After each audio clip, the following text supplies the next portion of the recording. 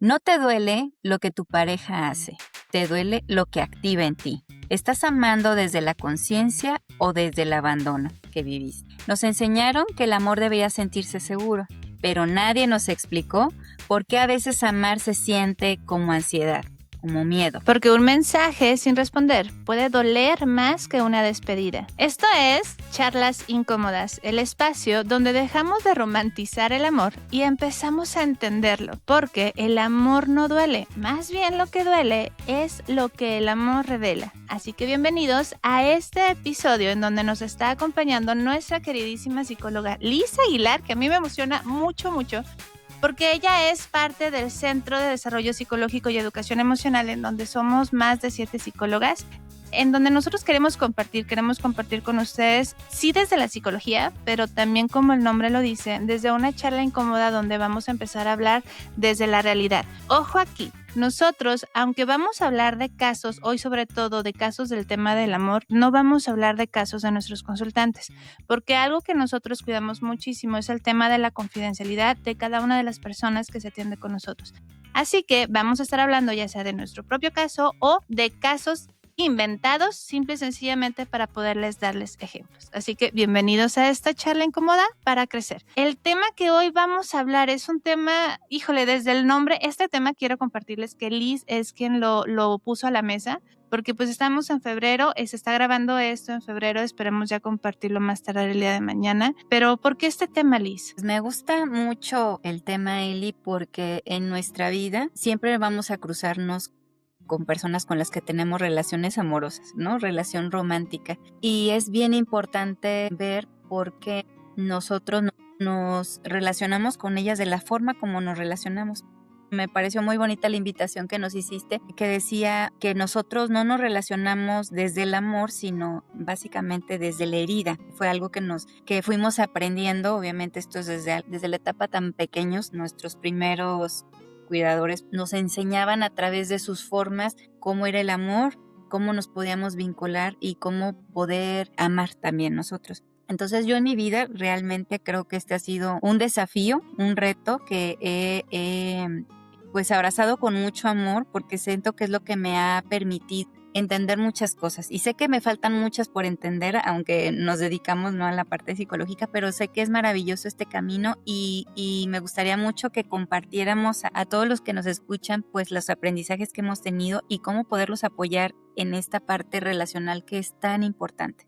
Sí, yo agradezco mucho que hayas escogido este tema porque no sé en tu experiencia como psicóloga, o por lo pronto en la mía es de los casos que más trabajamos, el tema de las heridas vistas en las relaciones de pareja, el tema incluso hasta de depresiones o situaciones de ansiedad generadas aparentemente por una relación de pareja, pero digo aparentemente porque realmente no es por el tema de la pareja, es por lo que está detrás de nuestra historia, que justamente se conectan con nuestra pareja.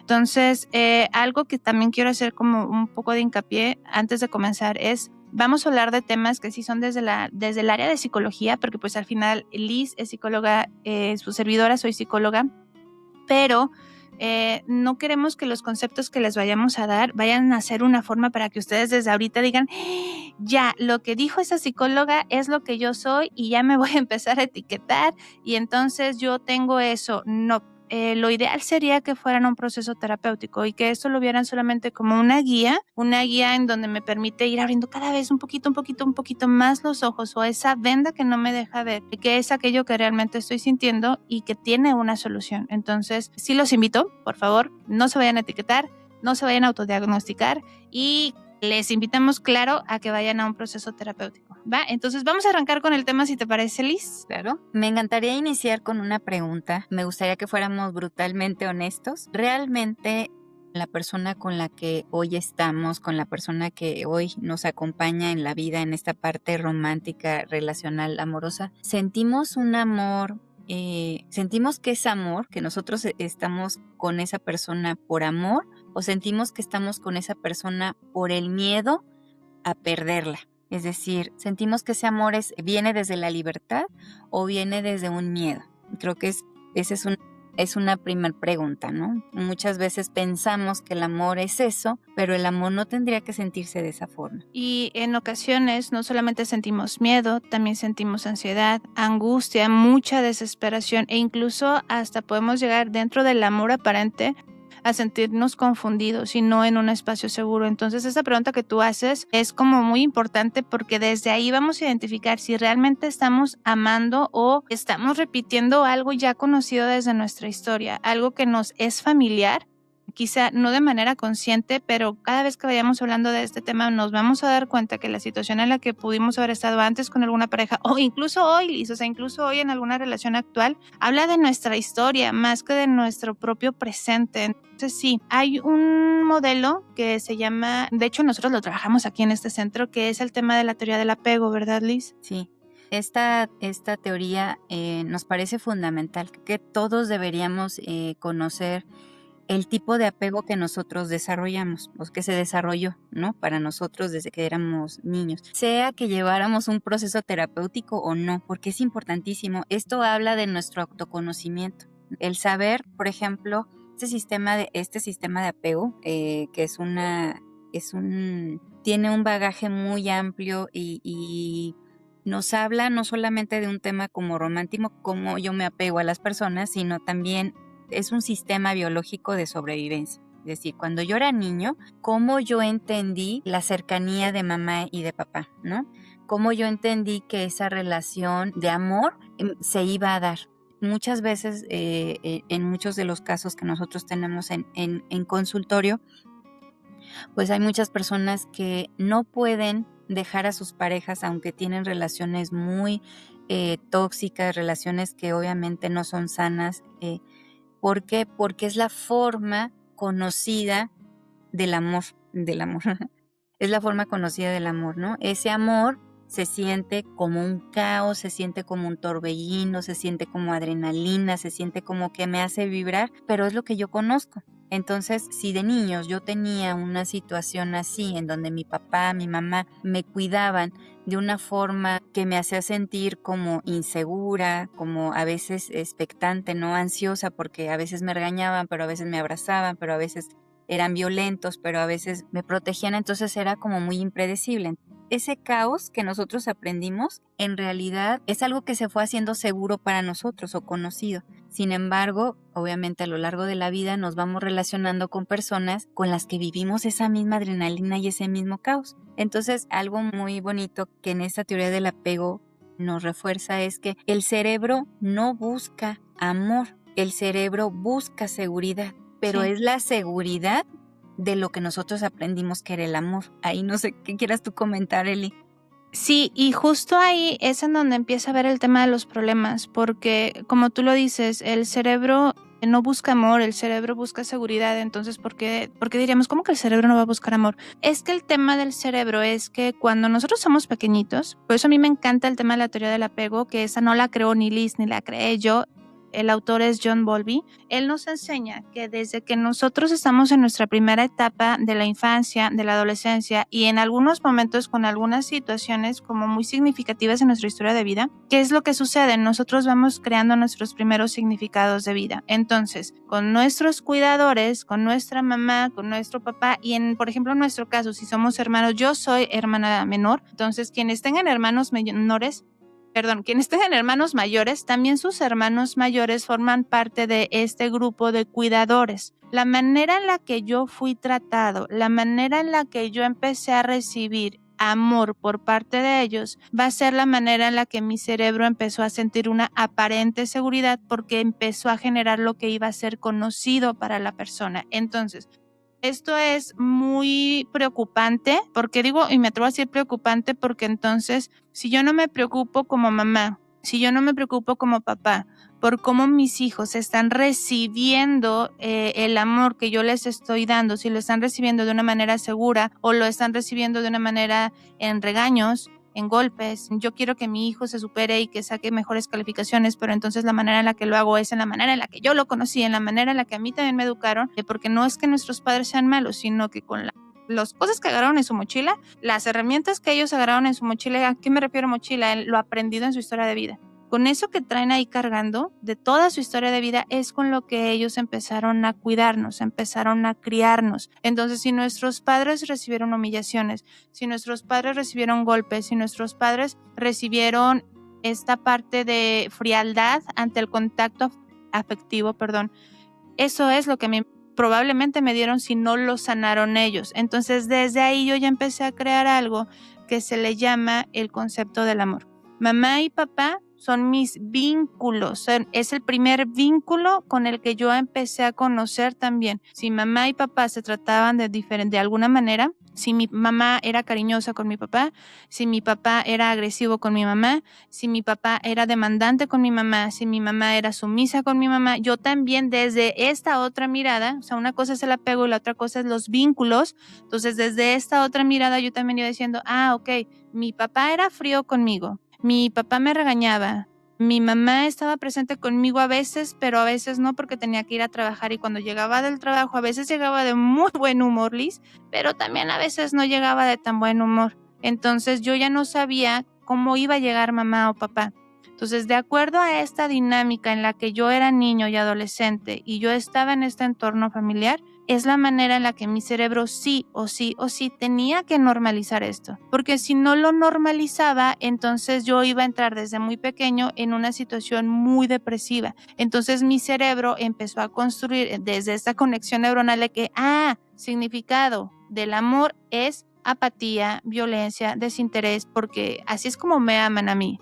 Pero después salimos al mundo y nos damos cuenta que no es así. Y aunque nos damos cuenta que no es así, nuestro cerebro se va a ir siempre por lo conocido. Eso es lo más difícil. Tú dijiste, o sea, aunque sepamos que nos está haciendo daño esta pareja o que no es un amor ideal, sabemos eso, pero el detalle es que sigue ganando la parte conocida de mi historia familiar a lo que yo incluso a veces llego a querer tener. Y eso es lo complicado, Liz. Sí, es como una pequeña programación que se hace en nosotros, ¿no? Por ejemplo, como pusiste el ejemplo de ese niño, ¿no? Ese niño, esa niña que ve que esas personas que se supone tienen que proteger, tienen que cuidar, tienen que alimentar, tienen que estar ahí para cuando sucede una situación, tienen que ser mi espacio seguro, no lo son. Y al contrario, también ese espacio, lejos de sentirse seguro, algunas veces se siente como amenazador. Pues entonces es donde el niño dice, ok, bueno, así es, porque el niño lo que hace es algo maravilloso, como es nuestro sistema de protección, ¿no? O sea, nosotros cuando fuimos niños, muchos de nosotros tal vez tuvimos historias que caen en estos tipos de apego, que lo vamos a ver más adelante. Es nosotros, para poder sobrevivir en ese entorno, porque no lo podemos cambiar siendo niños, nos adaptamos a él. Y entonces lo que hacemos es ser funcionales dentro de lo disfuncional que es todo el entorno. Entonces decimos, ok, así funcionan las cosas. Después nos vamos dando cuenta con la interacción de muchas otras personas, pues que hay otras maneras de vincularse, otras maneras de demostrar amor.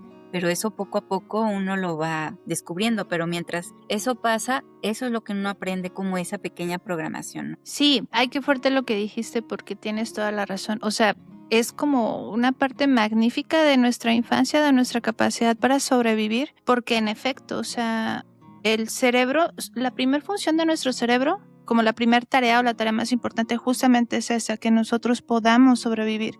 Pero entonces hoy yo les preguntaría a ustedes que nos están escuchando, ¿quieres sobrevivir en el amor? ¿O quieres empezar a vivir? O sea, ¿quieres seguir sobreviviendo con lo conocido? ¿O hoy quieres empezar a vivir un amor diferente al que nosotros aprendimos en nuestra infancia? Es difícil para empezar a darnos cuenta y aceptar, Liz, que ese amor del cual yo provengo, que es mi origen, no es el amor más saludable. Porque entonces aquí también ya empieza un caos, Liz, porque es entonces empezar a enfrentar el duelo y el tema de una gran aceptación de que, híjole, lo que viví no era lo ideal. Y vienen duelos bien fuertes, pero bien fuertes, porque entonces es en donde empezamos a darnos cuenta que esas palabras, esas agresiones, sí eran un lenguaje muy mal adaptativo de nuestros padres para demostrarnos que nos aman, pero entonces es darnos cuenta que, no era amor, esto me estaba lastimando.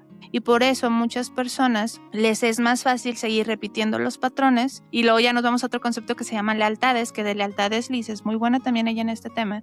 Pero entonces tengo tanta lealtad a mi padre, tengo tanta lealtad a mi madre, que esa conducta que me hacía daño incluso hoy yo la replico porque es la manera de externar inconscientemente que sigo eligiendo el mismo amor que recibí de esa persona. Entonces es cuando nosotros decimos, ay, ¿por qué hago eso si yo ya sé que hace daño? ¿Por qué lo hago si yo ya sé que está lastimando? Y en muchas ocasiones, Liz, y yo lo he visto mucho en la práctica clínica, que realmente nuestro mundo se distorsiona. O sea, puede haber un gran número de población de gente que dice es que no existen hombres buenos, es que no existen mujeres buenas, es que el amor es así, es que lo normal es que te traten de esta manera, que un hombre se llegue a enfadar, lo normal es que una mujer te llegue a demandar, que sea celosa, esto es lo normal. Y uno dice, híjole, el mundo del cual sobrevivió fue tan caótico que tuvo que verlo hacia el exterior como una generalización. Pero entonces es ahí cuando nosotros en terapia decimos, ok,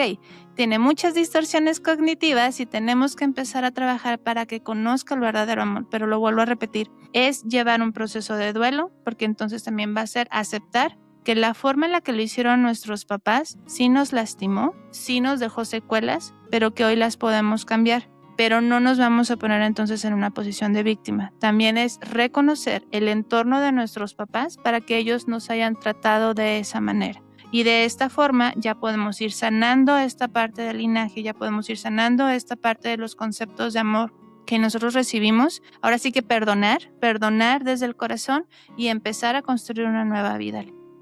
Sí, y es algo como se da como esa lealtad que decías a la forma de amar y a la forma de soportar el amor, ¿no? Entonces, a lo mejor si a mi mamá, lo que decías, ¿no? Es tan común para todos escuchar que cuando tu esposo te sea infiel, pues tú hazte de la vista gorda y no digas nada. Entonces, la infidelidad es algo natural, es algo normal, o es algo que en la familia se viene viendo como normal. Entonces una forma de ser leal a esas mujeres, a ese clan de familia, pues es yo también verlo normal y compartir el dolor con ellas, también llevándolo en mi presente. Sin embargo, algo muy maravilloso que se revisa es que si hay un dolor que nos está afectando, que para eso el cuerpo es maravilloso, nos está dando alarmas para decirnos algo no está bien, cuando hay algo que nos está lastimando, haciendo daño a nivel emocional, mental, físico, ese síntoma viene a tocar la puerta para abrir esas conversaciones y reflexiones y mirar qué es lo que se tiene que resolver y sanar.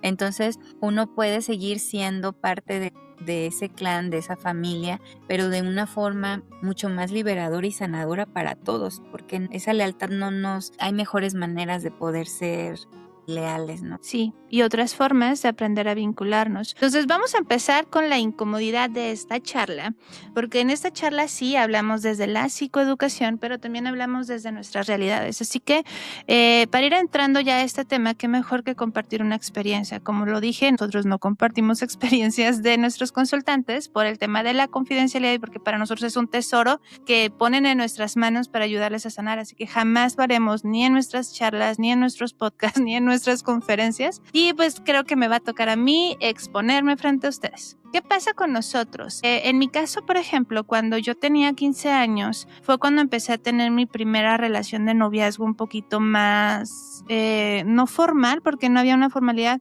pero que ya era más una relación de noviazgo, en donde ya había más esta parte del contacto físico y esta parte de la presencia y del vínculo más estrecho.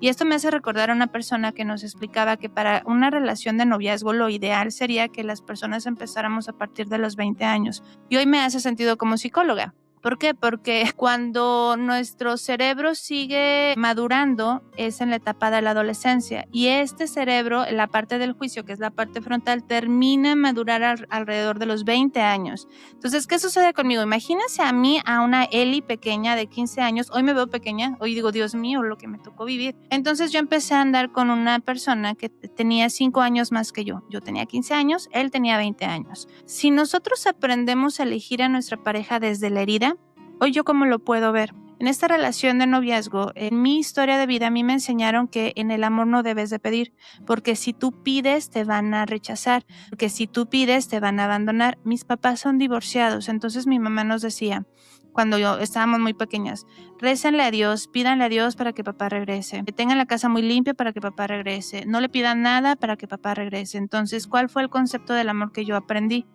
Para yo ganarme el amor, yo no debo de pedir absolutamente nada. Entonces duré 5 años en esta relación. Esos 5 años me marcaron mucho porque fue una relación en donde desde yo muy pequeña empecé a buscar incluso hasta formas de solucionarle la vida a esta persona que era 5 años más grande que yo. Y luego para acabarla, a mí me gusta mucho emprender, entonces desde esa edad era como que vamos a hacer para que tú puedas generar dinero. El dinero que yo tenía se lo daba a él.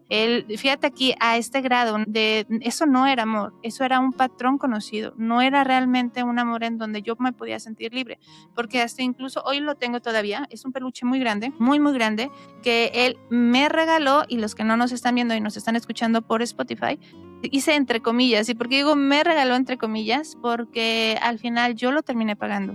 O sea, él solamente lo saca de una manera como a crédito, de lo que se le conoce acá en México, y entonces él lo saca a crédito, me lo entrega, pero yo soy quien termina dando las mensualidades. Y yo aún así no me daba cuenta que eso no era un amor desde la reciprocidad. Un amor tiene 3 componentes, que es la parte de la conexión, la parte de la intimidad, que la intimidad muchas veces se confunde con esa parte de la pasión. No es así, la intimidad es la conexión, la cercanía, el afecto, esta parte de sentirnos seguros, esta parte de poder compartir. El segundo pilar del amor es la parte de la pasión, que la pasión es el deseo, es el agrado físico por querer estar con la otra persona. O sea, es decir, me gustas físicamente. Y por eso también no se recomienda que desde muy temprana edad se tengan novios, porque pues entonces ahí sí o sí te va a buscar esta otra parte, ¿no? Y es ahí cuando empezamos a ver que adultos, y vayan echando su historia si no les tocó igual que a mí, que adultos ya eran adultos y tú eras una menor de edad, o viceversa, ella era adulta y tú eras un hombre menor de edad,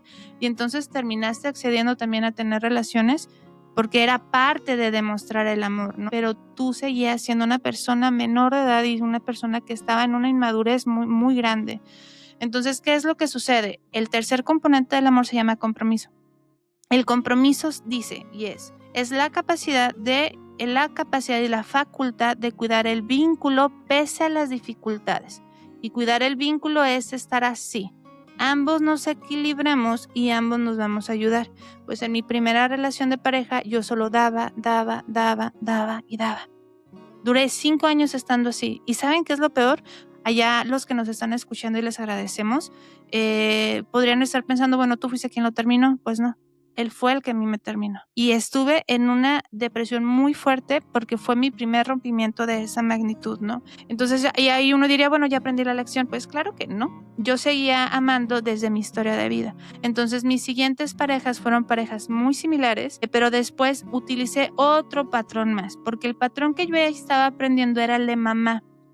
Mi mamá en mi caso le solucionaba los problemas a mi papá. Mi mamá no le pedía dinero, por ejemplo, para el tema de los uniformes, para el tema de nuestras cosas. Tengo una hermana, como que, oye, te toca hacer esto, te toca hacer lo otro. No, para nada. Entonces mi mamá era la que tomaba toda la responsabilidad y pues no aprendía a que también tenía que recibir de la persona, ¿no? Repliqué ese patrón. Pero después me voy a otra etapa de mi vida, en la etapa de la universidad, en donde yo cambio el patrón. Y ahora me empiezo a vincular desde la lealtad de papá. Y fíjense, yo siempre quise ser amada y elegida por papá. Ahí surgen las lealtades de esa persona que tú tanto esperas ese amor, tú tanto esperas esa aceptación. Es en donde vas a empezar también a replicar patrones. Entonces, como papá nunca llegó, yo inconscientemente dije, pues ahora déjame hago lo que papá me enseñó a hacer, ¿no? Mi papá tenía una conducta de infidelidad muy marcada, súper marcada. En todos sus matrimonios mi papá tenía este patrón de infidelidad. Entonces, ¿qué es lo que pasa? Estoy en la universidad y yo empiezo con esa conducta. Solo con una pareja tuve la conducta de infidelidad y con esa tuve para aprender. Pero no era mi patrón. Y luego elegí exactamente igual como mi papá elegía a sus parejas, que es como inconscientemente como si estas personas fueran inferiores a ti, porque mi papá también desafortunadamente tiene una conducta que se le llama narcisista y eligen así. Eligen de esta manera. Entonces, ¿qué es lo que sucede? Bueno, yo soy una persona que soy muy grande, mido 1,74 y entonces de entrada era la primera vez y la única vez que elegía a una persona que medía, no sé, un promedio de 1,65 o menos. Yo era muy alta al lado de esa persona. Entonces, desde ahí ya había un sentido de inferioridad que él tenía también hacia mí.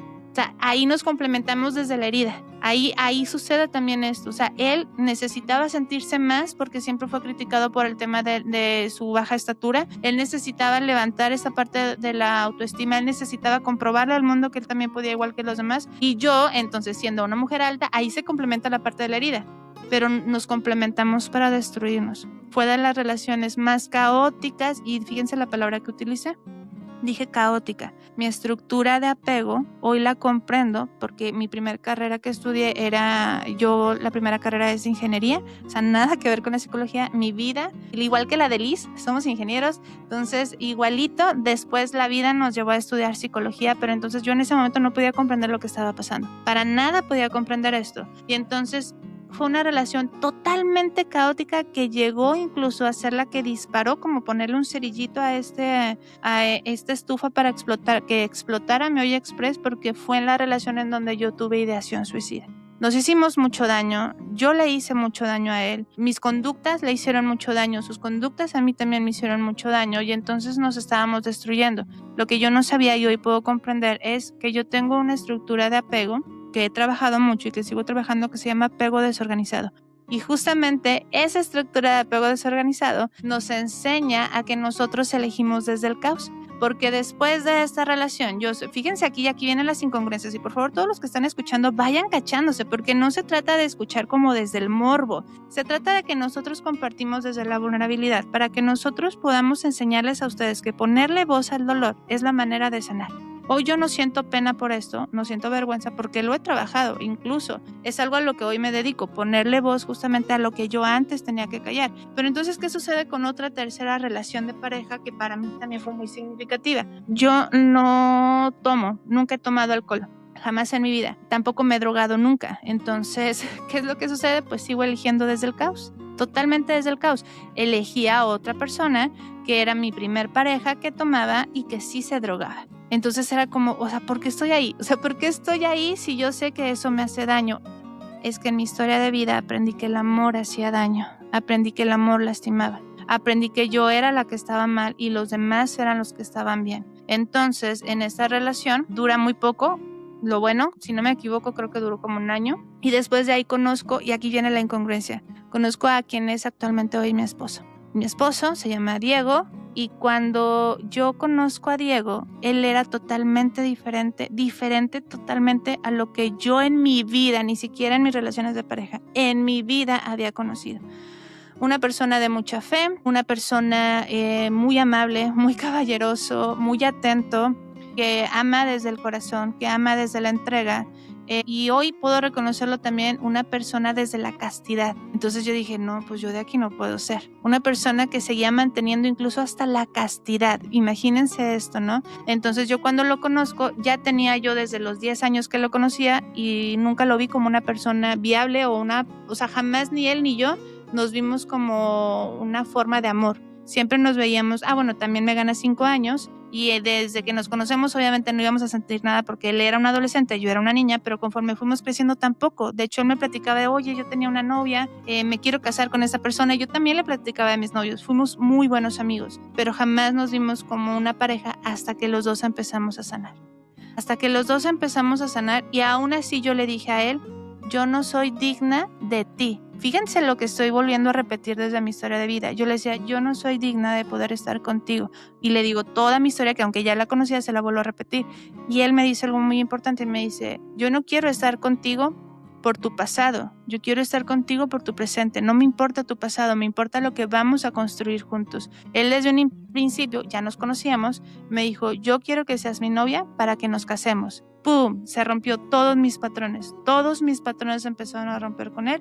Actualmente tengo 11 años. ¿Pero por qué les quiero compartir esta historia? Porque si se fijan, yo elegía totalmente diferente, pero muy conocido a mi historia. O sea, es como raro esto, Liz. O sea, elegía diferente a lo que quería, pero elegía a lo conocido para mi historia. Y esa es la manera en la que nosotros elegimos a nuestra pareja desde nuestra herida y no desde lo que realmente merecemos o queremos construir en el presente. Sí, muchas gracias, Eli, por abrir tu historia y por compartirnosla. Imagínate que nos diste un ejemplo realmente muy claro. No te podías relacionar de otra manera porque lo que el amor se sentía, o sea, lo que si había dolor, si había caos, era lo conocido para ti. Entonces, obviamente, cuando llega Diego a tu vida, por supuesto, que te iba a parecer una persona que no era tu tipo. ¿Cómo? O sea, ni siquiera por aquí, o sea, no estaban me acuerdo cuando eres adolescente, estás empezando a tener pues noviazgos, ahí, ¿no? Claramente ubicas quién sí, quién no, quién sí, quién no, ¿no? O sea, el tipo que eres, el tipo que te gustaría, y por supuesto que seguramente lo viste hasta como un hombre aburrido, tal vez hasta demasiado serio para ti, ¿no? Porque no era un hombre caótico, ¿no? Sí, lo vi que también, fíjate, lo interesante aquí que es, él también tiene una estructura de apego desorganizado. Entonces los dos estábamos eligiendo a nuestras parejas desde el caos. Pero ¿cuál es la diferencia? Que a nosotros no nos va a definir nuestra estructura de apego. Existen 3 tipos de apego: apego ansioso, apego evitativo, apego desorganizado. Vamos a hablar de ellos. Él tenía, digamos que lo tenemos como herida, lo tenemos como una cicatriz, porque al final lo vamos sanando y nos vamos a una estructura que se llama apego seguro, pero ese trabajo es eterno, es para toda la vida, porque después esas estructuras de apego se quedan como improntas, como banderitas rojas después, ¿no? ¿Qué es lo que sucede? Como él todavía no había sanado, yo no había sanado,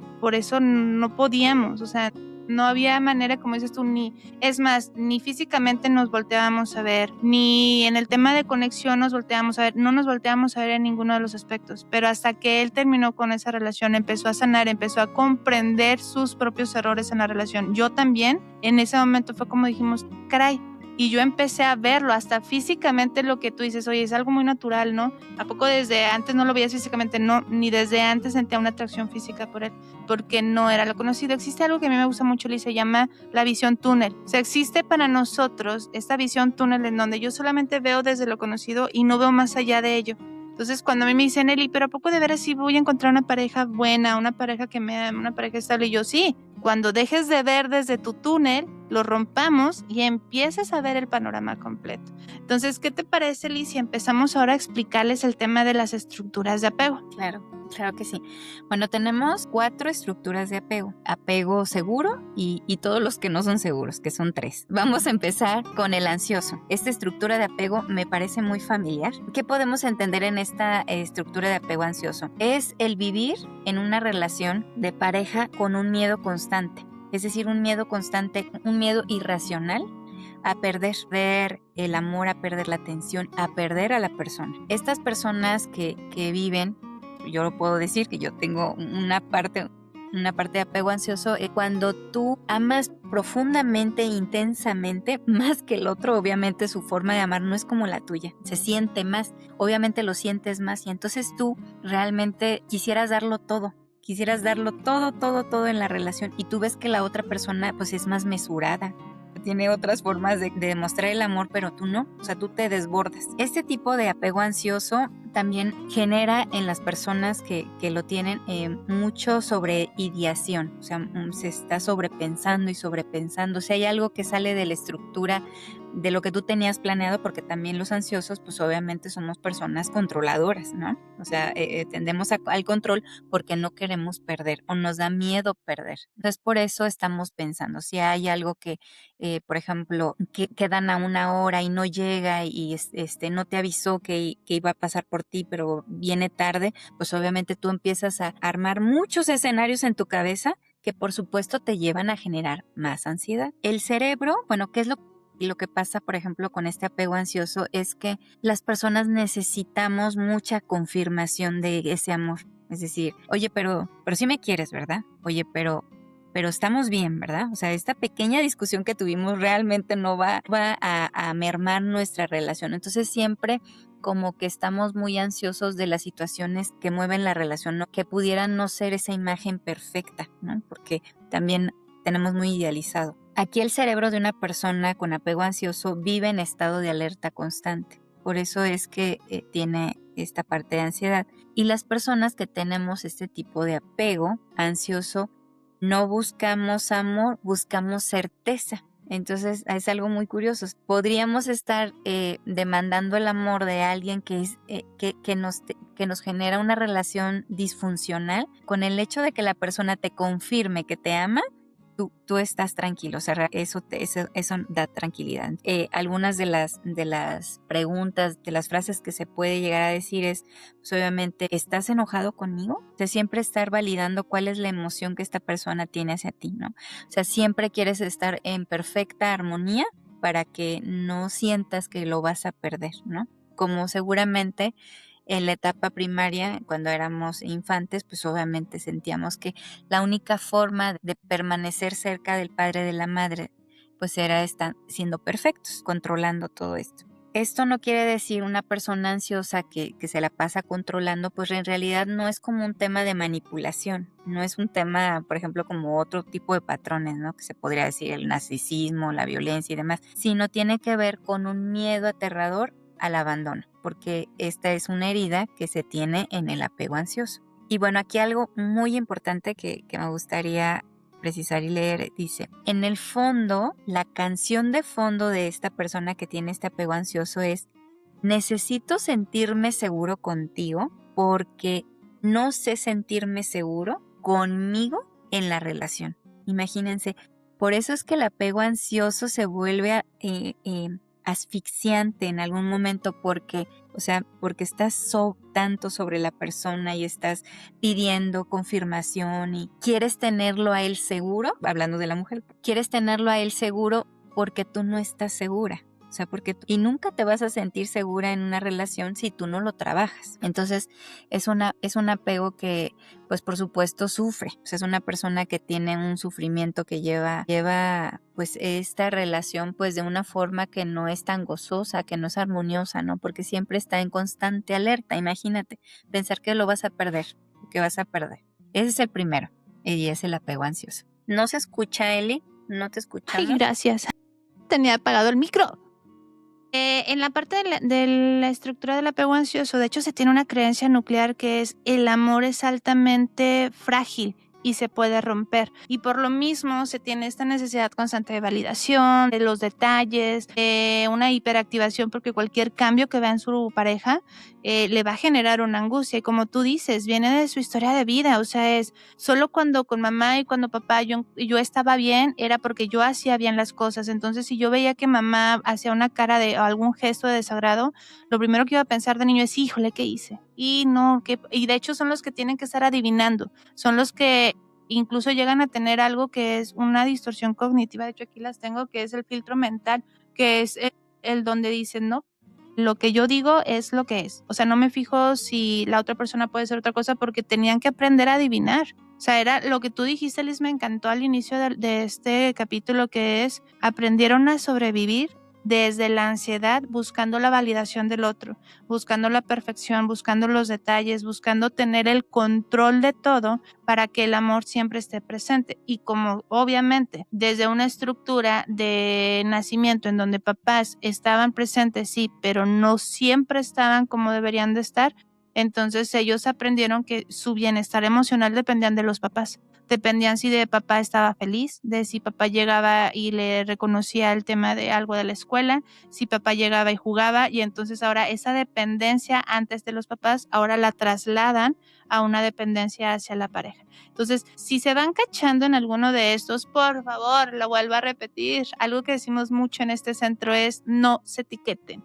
Ni empiecen, por favor, allá afuera diciendo, ya vi que yo soy apego ansioso. No somos una conducta, no somos nuestra historia, pero sí es súper importante detectar mi estructura de mis patrones o mis comportamientos son en base a una tendencia hacia la ansiedad. Pero entonces son comportamientos que antes me ayudaron a sobrevivir, pero hoy no los necesito. Hoy ya no soy niño, hoy ya no soy adolescente y entonces hoy como adulto los puedo cambiar para empezar a vincularme desde la seguridad y no desde la ansiedad. Y el segundo estilo de apego es el evitativo. Dijo Liz, a mí se me hace muy familiar el de la ansiedad, pues a mí se me hace muy familiar el evitativo. ¿Qué es lo que pasa? Me voy a adelantar un poquito a la estructura de apego desorganizado. La estructura de apego desorganizado es una combinación de la ansiedad y de la evitación. Por eso es un caos, por ejemplo.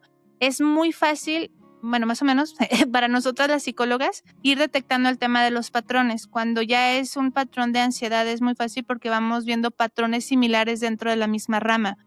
Patrones evitativos, súper fácil detectarlos también para nosotros, porque la persona está fija en un solo patrón, pero cuando tenemos una estructura de apego desorganizado, incluso le llaman también el apego del caos, porque fluctúa entre la ansiedad y la evitación. Pues bien, yo aprendí a sobrevivir desde una estructura de apego desorganizado con fluctuación hacia la evitación. Mi mayor fluctuación, yo fluctúo entre la ansiedad y la evitación, pero donde más me estanco es en la evitación cuando no estoy bien, cuando emocionalmente no estoy estable. Entonces, ¿cuál es la estructura de apego evitativo? Solo apego evitativo. No son personas que no quieran amar, es que son personas que aprendieron que amar les quitaba su autonomía, que amar, depender de otro vínculo les podía hacer daño. ¿De dónde surge esta estructura de apego evitativo? Surge de sistemas familiares en donde había constante crítica, en donde había sí también agresión física, agresión psicológica, pero era como una agresión que sí llegaba a niveles de traumatismo, pero no tan elevados. Hay porcentajes de niveles de traumatismo, entonces el chico o la chica de niños aprendieron a que si evitaba acercarme a mamá y si evitaba acercarme a papá y si yo me empezaba a ver como una persona autónoma y ya no les preguntaba qué era aquello que no comprendía de alguna tarea, si ya no les decía que se me cayó una taza y mejor yo rápido la tiraba y la escondía, si yo ya no les hablaba de mis necesidades psicoafectivas, de mis necesidades humanas, si yo ya no les hablaba de esto, aprendí que no iba a pasar nada malo. Entonces, de pequeños aprendimos que si nosotros nos separábamos de nuestra familia, de nuestros padres o madres, ya no me iban a insultar, ya no me iban a decir, ay, es que eres un tonto, ¿a poco no puedes aprender las matemáticas? Hay muchos casos de esos que tenemos en terapia, en donde hasta les decían que el coscorrón, que los golpes, las humillaciones, las comparaciones, entonces aprendieron a eso, a distanciarse emocionalmente. Lo vuelvo a repetir, no es que no quieran amar, no es que como allá afuera se ven personas con conductas de frialdad, no de tanta conexión emocional, podemos llegar a decir que son personas que no son sensibles. Sí lo son, pero aprendieron a guardárselo. Porque si dicen que aman, si dicen que necesitan, entonces se van a ver en un constante peligro. Eso es lo que piensa su mente. Y su mente, acuérdense que lo que va a buscar el cerebro es seguirnos protegiendo. A mí hay un detalle en el cerebro de todas las personas, que es el cerebro no sabe distinguir si estamos viviendo un pasado o estamos viviendo en el presente. Por eso hay algo que se llama el estrés postraumático. Entonces tu cerebro está entrenado para seguir cuidándote como si fueses ese niño que vivió esa historia de vida. Y hoy como adulto, pues ya no te van a dar un golpe o ya no te van a humillar porque no te sabes las tablas de multiplicación, ya no te van a insultar, pero tu comportamiento sigue siendo el mismo. Entonces, ¿qué podemos ver en esto? Hay distancia emocional, evitan la cercanía, minimizan la importancia de los lazos familiares. Es como no necesito a mamá, no necesito a papá. Incluso llegan a ver que tienen comportamientos de aislamiento hasta con los hermanos. O sea, no son tan sociales. En el tema de la autoestima, incluso podemos ver también esta parte de sobreestimar su autosuficiencia. O sea, van a haber conductas en donde van a preferir hacer hasta trabajos en equipo o buscar trabajos profesionales en donde no requieran de un trabajo grupal, porque estar con más personas sería estar en una alta exposición hacia la vulnerabilidad, hacia mostrar errores, hacia mostrar que necesitan ayuda, y es algo que ellos aprendieron a que no es saludable para ellos. Y en la parte de la pareja hay una enorme, pero enorme dificultad para evitar esta parte, para comprometerse, pero muy grande. O sea, el que lleguen a tomar la decisión de me voy a casar, normalmente son personas que dicen, pues bueno, que sea por lo menos por el civil. O nada más esta parte de vamos a vivir juntos por unión libre.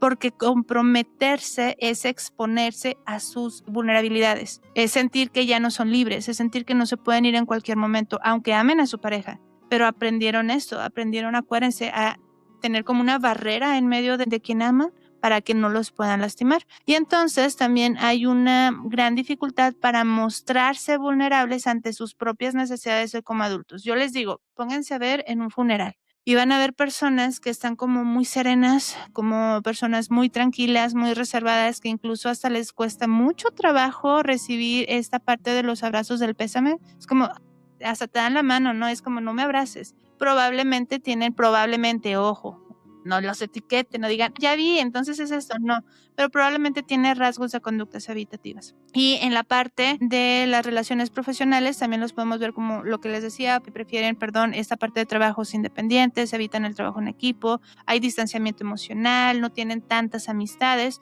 y entonces en pocas palabras van a evitar el contacto, van a minimizar también sus problemas. Los propios problemas, a poner límites les va a ser muy complicado porque poner límites tendría que ellos hablar de sus necesidades, tendrían que hablar de lo que no les agradó, tendrían que hablar de lo que les está lastimando, entonces es como, nada, no me importa. Oye, pero te dijeron esto, no te van a pagar tal cosa que acordaron en pagarte, ok, está bien, ya no me interesa, no me afecta, pero por dentro sí les afecta. Entonces, pudieran ser como muy, ay, a esta persona le vale gorro todo en la vida. No, no le vale. Más bien ha aprendido a no exponer lo que es importante para él o ella para no ser heridos. Y esto es en una estructura de apego evitativo. Y vamos por la tercera, Liz. Bueno, vimos que todos los apegos tienen lo suyo, ¿verdad? Vamos al tercero, que es el apego desorganizado. Este apego es pues el que se lleva las palmas, ¿no? De alguna manera es mucho más, como le dices, es el apego del caos. Quiere decir que aquí voy a poner el ejemplo, ¿no? De un niño que está buscando ese amor y aceptación incondicional de los padres, ¿no? Y lo que tiene a cambio es un papá que, por ejemplo, lo ve jugar y le dice, papá, mira mi dibujo. Y el papá dice, ah, sí, qué bonito. Y en el minuto 3, es decir, 3 minutos después, el papá dice, ya no me estés dando lata, por favor, no molestes. Entonces nosotros como niños o el infante aprende a estar descontrolado, no sabe, está en un territorio literal minado, es decir, no sabe si en este momento lo van a abrazar o lo van a regañar, si en este momento lo van a incluir o lo van a excluir, si en este momento lo van a ver o no lo van a ver. Eso es que es un apego caótico. ¿Qué es lo que pasa aquí? Se quiere la cercanía, es decir, se quiere la cercanía como un ansioso, pero prefiere que no se acerquen tanto porque les da miedo, es decir, el evitativo. Entonces, a la par es ansioso, pero también es evitativo. Obviamente hay rasgos que son más, por ejemplo, como decía Eli, ¿no? Apego desorganizado con fluctuación a lo evitativo, pero hay apegos desorganizados con fluctuación a lo ansioso, entonces como la aquí presente, ¿no? Entonces, ¿qué pasa aquí? En este tipo de apego, como ya lo comentamos, pues hay mucho miedo, puede haber mucha negligencia, violencia, abuso y por supuesto inestabilidad en los cuidados que dan los padres.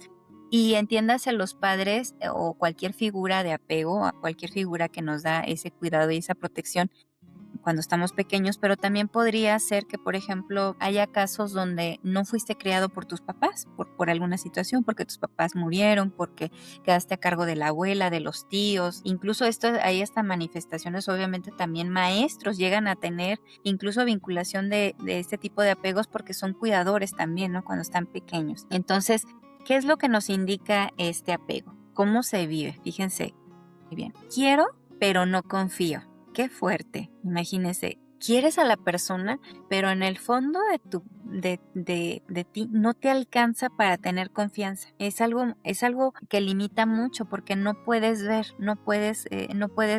que hay manifestaciones de amor sano, pues porque se tiene este apego. Te necesito, pero te ataco.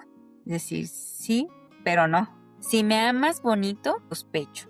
Esto se me hace como muy fuerte. A mí me pasó mucho, por ejemplo, llegaban esos partidos, ese tipo, ese pretendiente que era muy lindo y pues desconfiabas porque obviamente como estabas acostumbrado al caos, a pura relación más de adrenalina, pues obviamente una persona así pues no te era atractiva. Entonces, si te aman bonito, pues sospechas, ¿no? Algo no está bien. Esto no es lo conocido. Si te tratan mal o si me tratas mal, me quedo, porque es lo que yo conozco. Y esto confunde muchísimo tanto a la persona que sigue viviendo este tipo de relación como a las otras personas, ¿no? Porque obviamente es como una relación amor y odio. Y bueno, aquí esta persona que tiene apego desorganizado tiende a idealizar mucho lo que es la pareja. Y así como lo tiene en un altar, lo baja. Entonces lo idealiza, pero también lo devalúa mucho. son esa parte donde hay episodios donde hay celos intensos, pero en otro momento puede haber una desconexión emocional, esa frialdad de la que hablabas, ¿no? Miedo al abandono, también miedo a la intimidad. Imagínense qué difícil, quieres amar, pero no puedes porque sientes miedo también a la cercanía. Y obviamente estas personas que están con este tipo de apego siempre están poniendo pruebas para ver, para confirmar si sí lo quieren o no lo quieren. Y obviamente aquí es donde vienen esta impulsividad en el conflicto. Por ejemplo, hay muchas relaciones en donde por enésima vez terminan y por enésima vez regresan.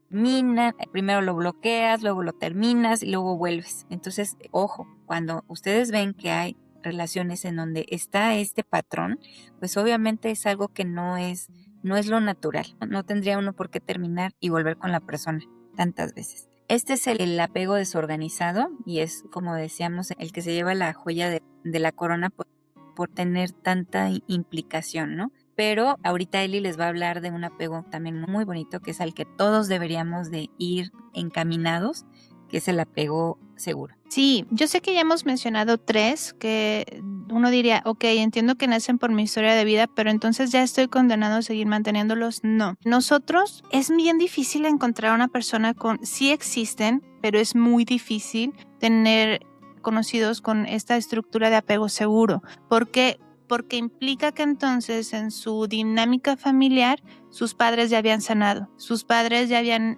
sanado, habían quitado los patrones, habían quitado los aprendizajes que lastimaban de sus antepasados, de sus padres, de sus abuelos, de su linaje, de toda esta parte. Y entonces a sus hijos les dieron realmente todo la parte segura, ¿no? Significa relaciones equilibradas, tener confianza, una comunicación abierta, no sobreproteger, no irnos al tema del control, pero sí al tema de la seguridad, de te acompaño. Y no solamente los papás, sino que también significa que los papás aprendieron a tener a sus hijos en un entorno sumamente seguro para que también los como tú dijiste, Liz, las figuras significativas como a lo mejor un maestro, como a lo mejor niños, es decir, no sufrió de esta parte de bullying, no sufrió de esta parte de abusos fuera del entorno familiar, por eso es complejo. Yo les quiero pedir, por favor, que todas las personas que no nacieron o no tienen esta estructura de apego seguro, no nos sintamos mal. Realmente era bien difícil lograrlo, ¿va?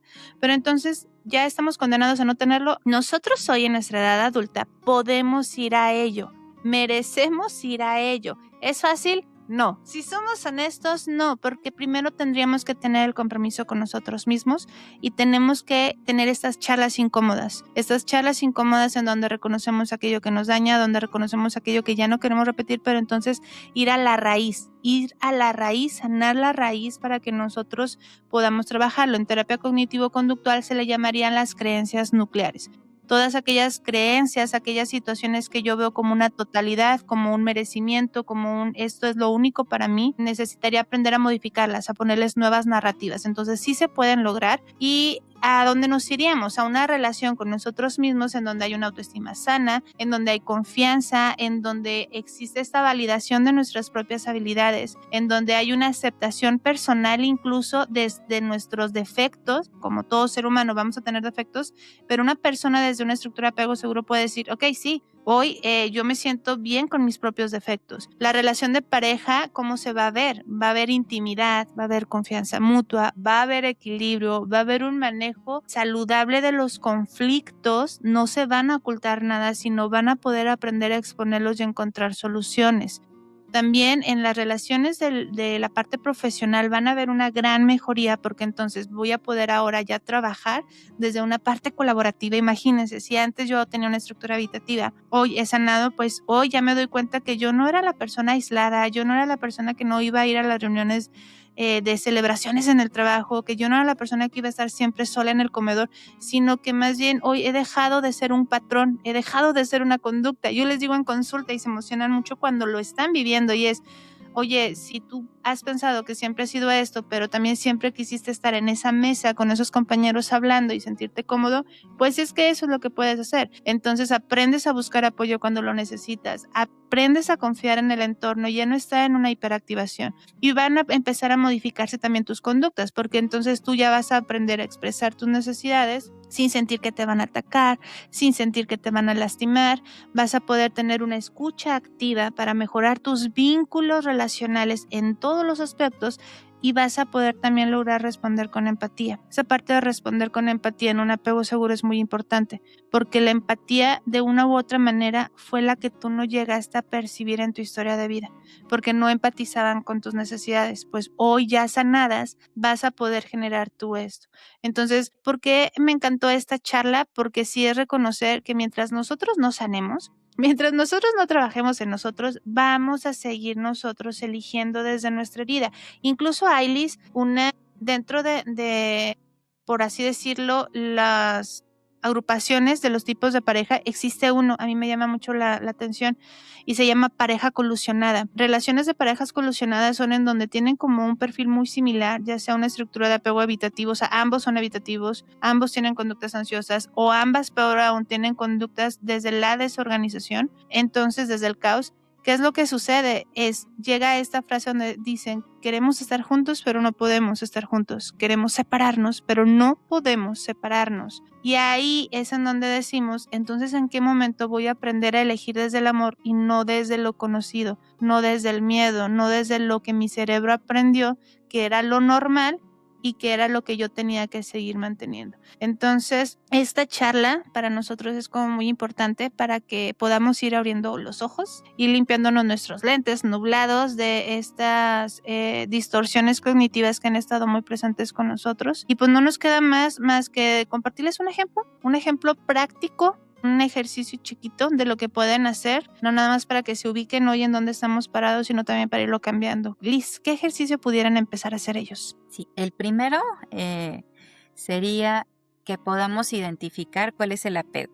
Con todo lo que tú nos acabas de compartir, con lo que yo he compartido es que identifiquen cuál es el apego. Como tú dices, no es una etiqueta, no es una condición que vaya a permanecer para toda la vida. Es una conducta que nosotros aprendimos a llevar, pero que puede ser modificada. Lo primero es poderlo identificar. Liz, y ahí, si me permites, en ese primer punto es bien importante. Para poderlo identificar, les recomiendo no se vayan a hacer un test en línea, no se vayan a hacer un test en las redes sociales, porque poder identificarlo tiene su ciencia. De hecho, existe, por ejemplo, nosotros aquí en la clínica utilizamos lo que es un estudio clínico que se llama CAMIR-R. En este estudio de CAMIR, de acuerdo a un cuestionario que ustedes hacen y de acuerdo todavía a investigación que se hace en consulta, porque a veces desde una estructura habitativa normalmente no responden desde la vulnerabilidad, no responden desde lo que es, y entonces no saldría realmente el resultado. Una cosa es todavía el estudio y otra cosa es ver la evidencia nosotros en consulta para ver cuál es tu estructura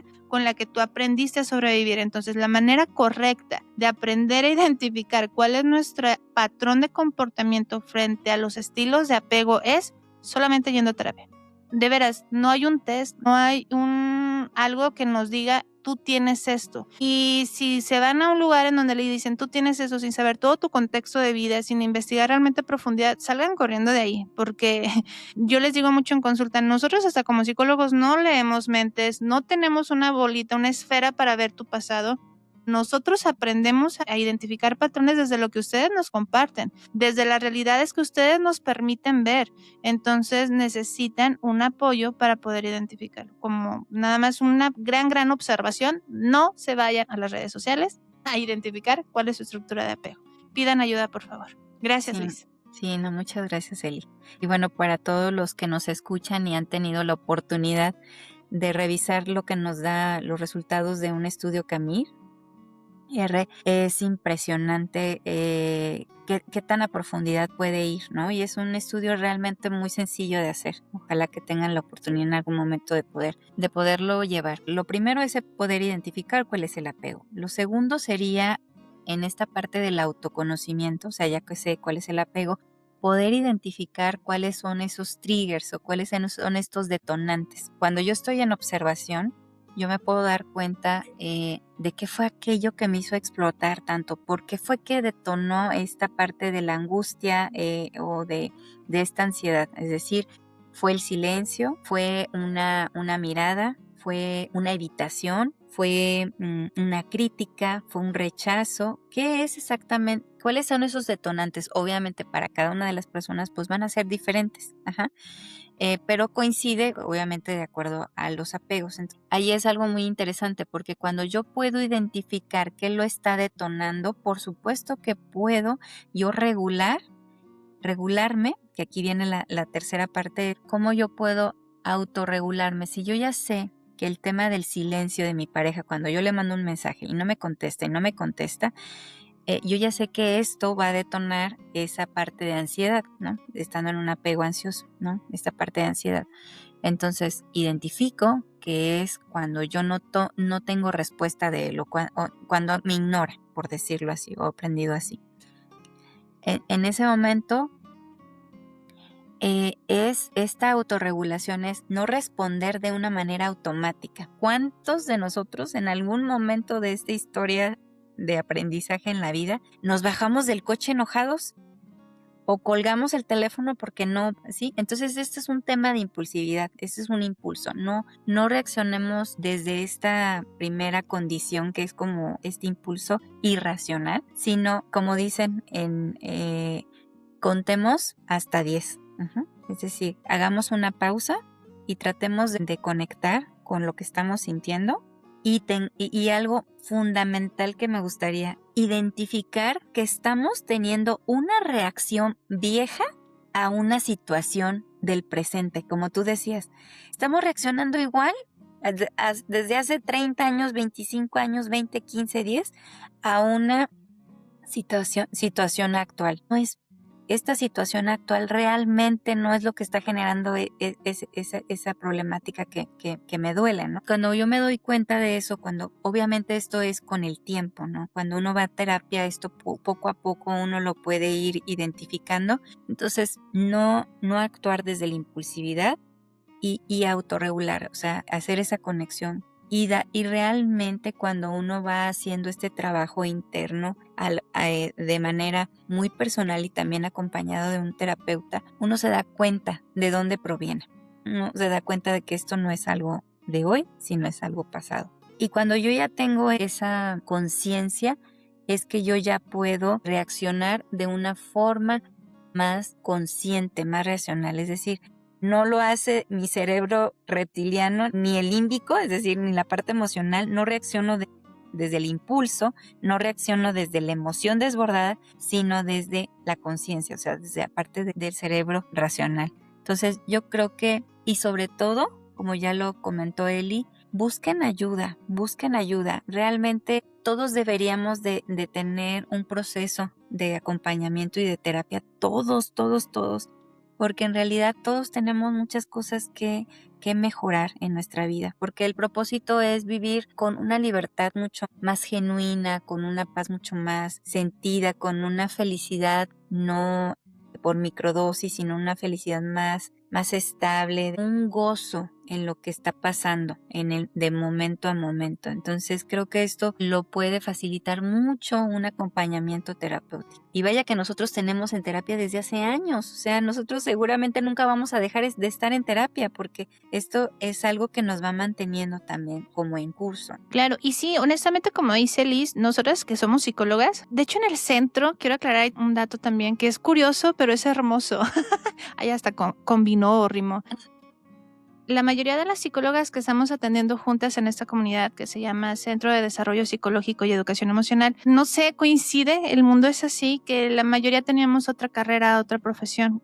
Creo que la mayoría éramos ingenieros. Bueno, seguimos siendo ingenieros, pero por azares de la historia, de nuestra historia de vida, justamente muchos de nosotros, por esta parte de la necesidad de sanar, de entender, de comprender las situaciones que estábamos viviendo y por el entorno en donde estábamos involucradas, es que después cada quien por su cuenta tomó la decisión de estudiar psicología, ¿no? Y es que hoy todavía nos juntamos nosotras, todo este grupo, las saludamos desde aquí a nuestros demás colegas que las van a estar viendo también aquí presentes en este podcast. Nosotras justamente también vamos a terapia. Siendo psicólogas, nosotras vamos a terapia y tenemos que seguir yendo a terapia y todos los psicólogos éticamente debemos de ir a terapia. ¿Y por qué dirían? Pero ¿por qué si ustedes también tienen ya las herramientas? ¿No se supone que deberían de tener la vida perfecta? No. eso es lo que queremos aclararles. O sea, nosotros tenemos derecho a vivir un acompañamiento y a poder sanar. De hecho, ahorita surgía una duda en mi cabeza que pudieran llegar a tener ustedes y dije, más vale ponérselas aquí en la mesa si alguien de ustedes tiene esta duda y es, ¿qué pasa si entonces mi pareja tiene sus propios problemas? A lo mejor viene desde una estructura ansiosa, yo desde una estructura habitativa o desorganizada, entonces ¿deberíamos de terminar la relación? La respuesta es no. La respuesta es no, no deberían de terminar como tal la relación, pero sí debería de cada uno de los integrantes de la relación hacerse cargo y tomar responsabilidad para sanar su propia historia, porque tú no le vas a ayudar a tu pareja. O sea, eso tenemos que entenderlo. Nuestra pareja no nos puede ayudar a sanar. No tiene esta facultad porque nuestra pareja de entrada no va a comprender del todo nuestro contexto de vida, de nuestra historia, porque no estaba en nuestra historia de vida. Entonces, nosotros como adultos hay algo que se le llama la emancipación, justamente en un tema de un proceso de relación de pareja, que es en donde cada uno de ellos se hace cargo de lo que hoy ya no le va a culpar a su pareja, como por ejemplo, si yo soy una persona celosa, si yo tengo un comportamiento de celos, de desconfianza, de él y es que hasta me da celos, que le hable a su mamá, porque no me habla a mí, le pone más atención a la mamá, bueno, tu pareja no va a solucionar esto dejándole de hablar a su mamá. Tu pareja no va a solucionar esto dejando sus amistades y nada más centrándote en ti. Al contrario, está haciendo más grande tu herida, la está fortaleciendo, le está dando todavía evidencia para que tú todavía sigas manteniendo esta distorsión, forma irracional de ver el amor. Entonces tu pareja no te va a poder ayudar, pero tú sí lo puedes abordar, tú sí puedes enfrentar tu propia historia para empezar a sanarla. Entonces, ¿cómo funcionaría una relación de pareja en donde ambos siguen heridos y quizás sí se eligieron desde la herida? Pues bueno, de entrada no entren en caos, no tienen que separarse, pero sí es recomendable que cada quien empiece a tomar sus propios procesos de crecimiento personal por donde le quieran dar, por medio de libros, por medio de terapia. Nosotros siempre vamos a recomendar la parte terapéutica porque es la que va hacia la profundidad. Y ya después, conforme van sanando, van creciendo juntos, van llegando a acuerdos, van llegando a construir el nuevo concepto del amor en esta relación de pareja. Dejan atrás lo conocido para empezar a construir juntos. Entonces, eso solamente sí es como una recomendación. Pues Liz, me encantó estar aquí contigo. Este es nuestro primer episodio de forma virtual porque los otros podcasts, de hecho, estoy muy emocionada. Yo le decía a Liz, porque los otros podcasts que habíamos tenido, ya conocen a Meli, algunos de ustedes, de los que nos están escuchando. Melissa viene directamente aquí al centro, graba, ella es de Monterrey, nosotros, Mari y yo estamos aquí en Saltillo, las demás son de otras partes. Si les puedes decir, por favor, ¿dónde atiendes tú presencialmente? Porque Liz está dentro del centro, pero atiende de forma virtual. Y en presencial, ¿dónde atiendes, Luis? Yo estoy en la hermosa ciudad de Morelia.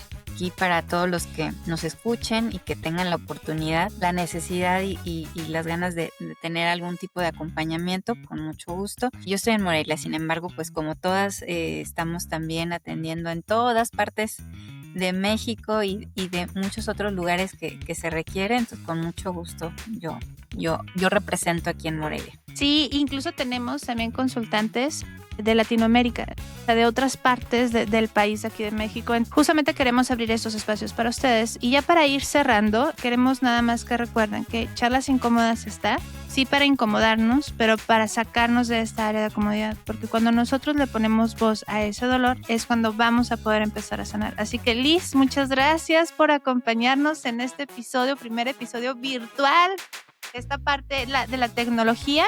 Entonces, Liz, nos vemos en el siguiente episodio. Claro que sí, muchas gracias, Eli. Pues muchas gracias a todos y gracias por ser parte de esto que nos mueve y por ir también en este proceso de autodescubrimiento que es el propósito más grande que tenemos todos. Así es. Listo. Entonces nos vemos hasta el siguiente episodio. Muchas gracias. Hasta luego.